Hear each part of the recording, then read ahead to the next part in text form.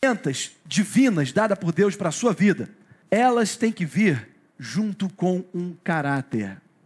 Os dons têm que vir com caráter. Deus te deu um dom. Agora, se Ele vai continuar te dando dons na sua vida, isso vai depender se você vai estar manifestando frutos na sua vida. O dom vem de Deus. O dom é do Espírito Santo. E Ele vai concedendo a quem Ele quer na hora que Ele quer. Só que o fruto do Espírito, a representação do caráter de Jesus Cristo em nossas vidas, não é algo que vai acontecer quando Deus quiser. É algo que nós temos que desenvolver em nossas vidas. Um fruto para crescer numa árvore, você tem que regar, você tem que cuidar, você tem que dar um trato. Irmãos, nós temos que dar um trato em nossas vidas, dar um trato naquilo que nós estamos fazendo. Sabe, se você vai receber mais de Deus ou não, depende de você mais do que de Deus. Você precisa mostrar frutos, irmãos. Com todo dom tem que haver manifestação de frutos do Espírito, que é o caráter de Cristo. Sabe por quê? Vou te falar por quê. Porque dom sem fruto é tropeço. Quantas pessoas que nós conhecemos que são ungidas de Deus, têm dons, Deus usa, e a pessoa, depois você ouve notícia, a pessoa caiu. Ih, se eu souber que fulano... Ih, não, o que aconteceu com fulano?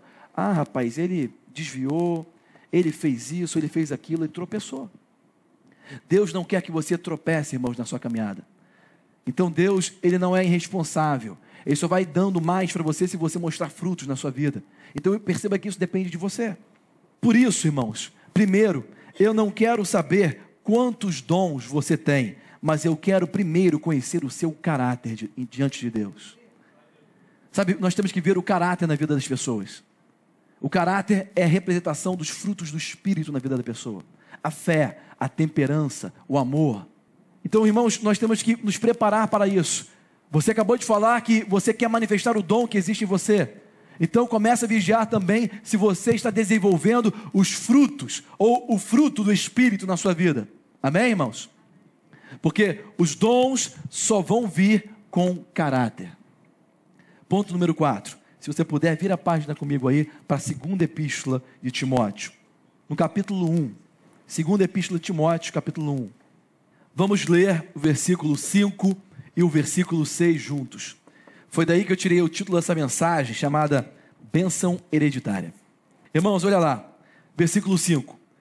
Paulo continua falando com seu filho Timóteo, ele fala assim: Timóteo, eu estou trazendo à memória a fé não fingida que em ti há, a qual habitou primeiro na tua avó Lóide e em tua mãe Eunice, e estou certo de que também habita em ti.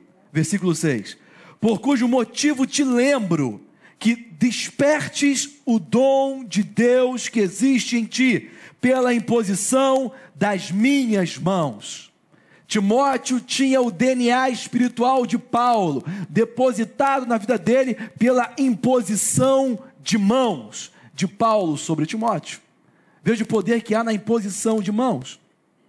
Mas eu quero que você veja o versículo 5, que ele diz assim: eu quero trazer à memória a fé não fingida, que primeiro estava na sua avó Lóide, depois na sua mãe Eunice, e que eu estou certo, que estou vendo também na sua vida.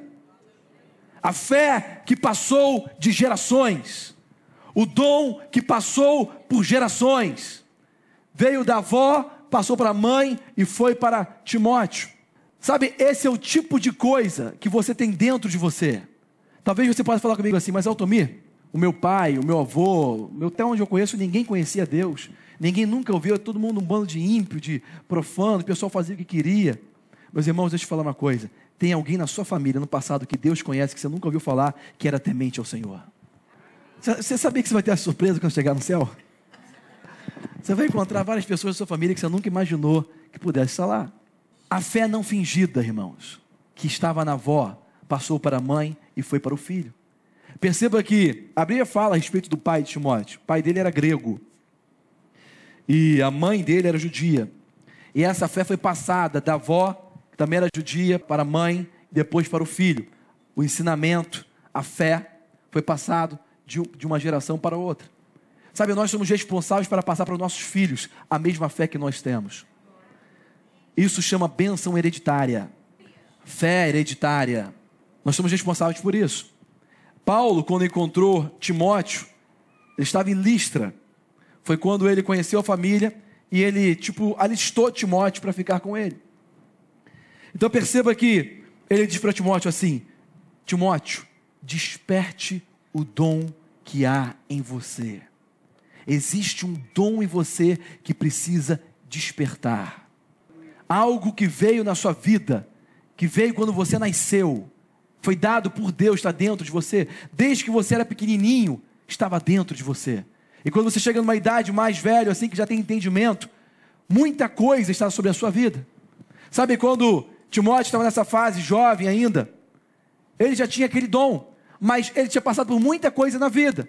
E essas coisas que ele passou, foi acumulando na vida dele, tapando aquele dom. Foi por isso que Paulo chegou para ele e falou assim: Timóteo, desperte esse dom que existe em você. Vai tirando essas coisas de cima de você e começa a despertar o dom. Vai tirando essas coisas que você aprendeu no mundo, na sua vida, e comece a despertar o dom que já estava em você antes, desde o dia que você nasceu. Ele falou: desperte o dom. Sabe, esse é o tipo de coisa que a gente pode comparar com o que as pessoas falam aí fora. Quando você vê uma tartaruga lá no topo de um poste, você sabe que ela não chegou lá sozinha. Como pode a tartaruga chegar no topo de um poste sozinha, não é verdade? Alguém colocou ela lá. Assim é o dom que existe em você. Você sabe que você não vai chegar lá sozinho. Você sabe que não é pelos seus próprios méritos, mas Deus botou em você algo. Sabe, vai chegar um momento da sua vida que você vai saber que você não é tão esperto para conseguir o que você conseguiu. E você vai ter a certeza absoluta que foi Deus que fez isso. É algo que já existe em você, irmãos, que Deus quer usar. Deus fala com você hoje: desperte o dom. Então existem dons espirituais que são passados de geração em geração. Sabe, a Bíblia fala que Deus é um Deus de geração. Há muito tempo atrás, na casa do meu avô, uma vez, a gente estava numa reunião de oração na casa do meu avô Custódio Rangel, estava lá um monte de gente de oração, e eu estava lá e de repente o Espírito Santo falou comigo assim: eu sou Deus de gerações. É por isso que a Bíblia fala que Ele era o Deus de Abraão, de Isaac e de Jacó. Deus de gerações.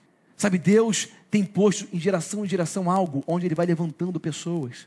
Deus tem algo na sua vida, irmãos, que você ainda não sabe, que você precisa aprender hoje, para você poder despertar o dom que existe em você.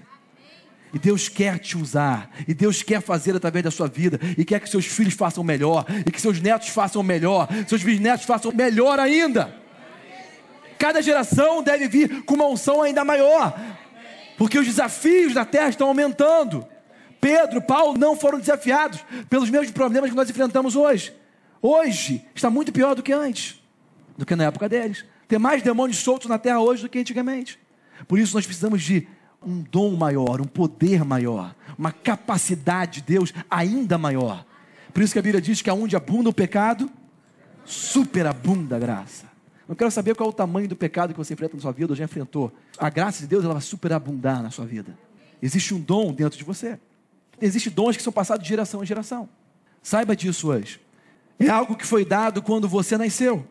Sabe, nós estudamos muito acerca de maldições hereditárias, mas eu quero que você comece a estudar agora a respeito de bênçãos hereditárias, irmãos.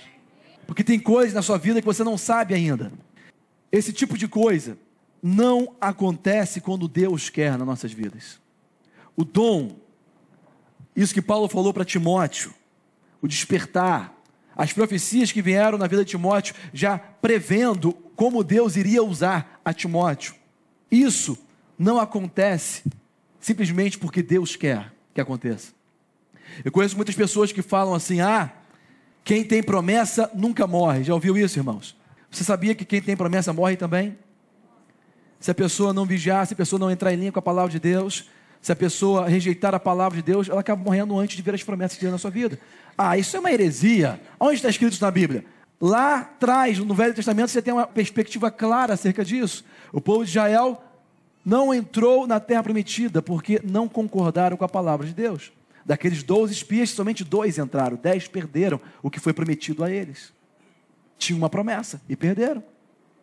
Irmãos, eu já vi grandes homens de Deus chamarem pessoas e darem também palavras proféticas e falarem a respeito da vida daquela pessoa. Eu já vi isso acontecer. E já vi pessoas que receberam essas profecias, receberam a divina revelação do Espírito de Deus sobre coisas que Deus queria fazer na vida de uma pessoa. E mesmo assim, a pessoa está até hoje da mesma maneira. Já vi pessoas até que receberam palavras proféticas, Deus já falando a respeito do dom que existia nele, e a pessoa morreu prematuramente. Por quê? Porque isso não depende só de Deus, depende de nós, irmãos. Você tem que decidir manifestar o